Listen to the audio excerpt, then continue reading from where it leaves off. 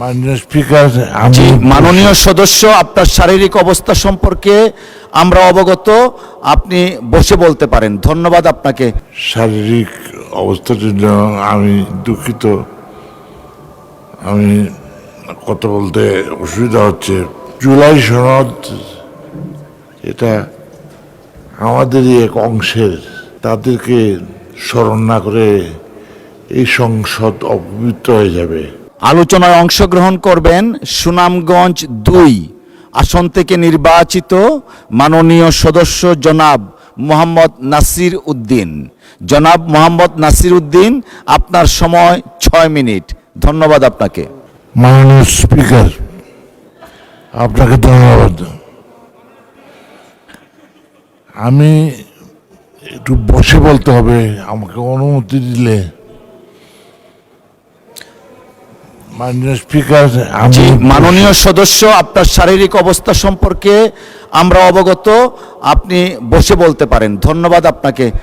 আর যেহেতু সময়ে কিছু ব্যয় হয়েছে, 6 মিনিটের জায়গায় আপনাকে 7 মিনিট দেওয়া হলো। 1 মিনিট সময় বাড়িয়ে দিবেন ওনাকে। ধন্যবাদ। স্পিকার, আমাকে বসে বলার জন্য অনুমতি দিয়েছেন, সেই জন্য আপনাকে ধন্যবাদ জানাচ্ছি। প্রথমে আমি বলতে চাই যে রাষ্ট্রপতি তো আমাদের পক্ষে কথা বলেছেন।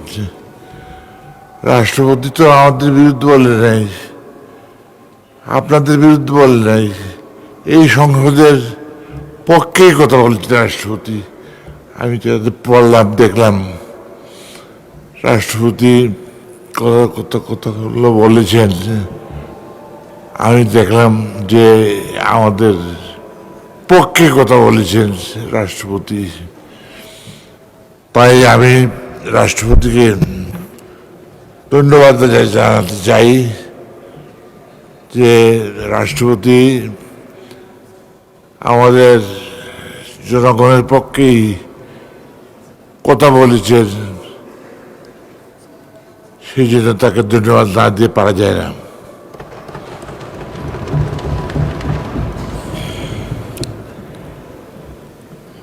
মাননীয় স্পিকার,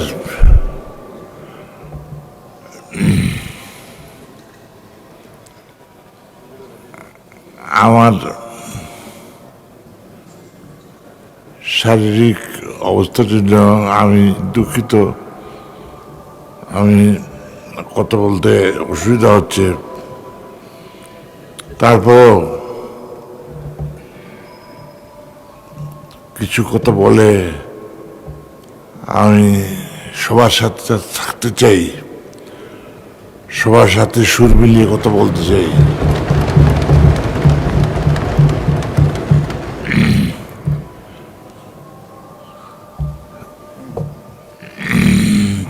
যে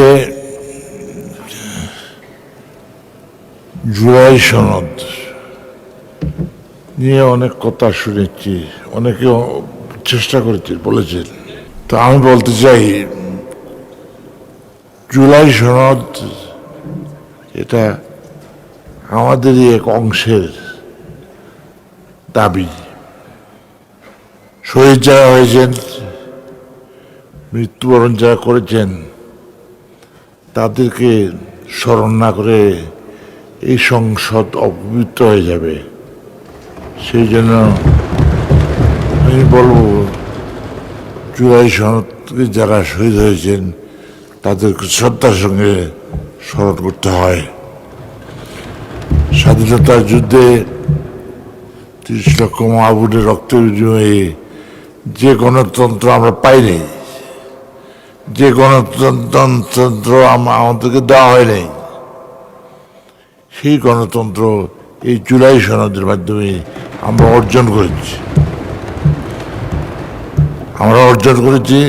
এবং এই দেশে বাস্তবায়ন হয়েছে, এবং এই জুলাই সনদের মাধ্যমে গণতন্ত্র বাংলাদেশে এসেছে।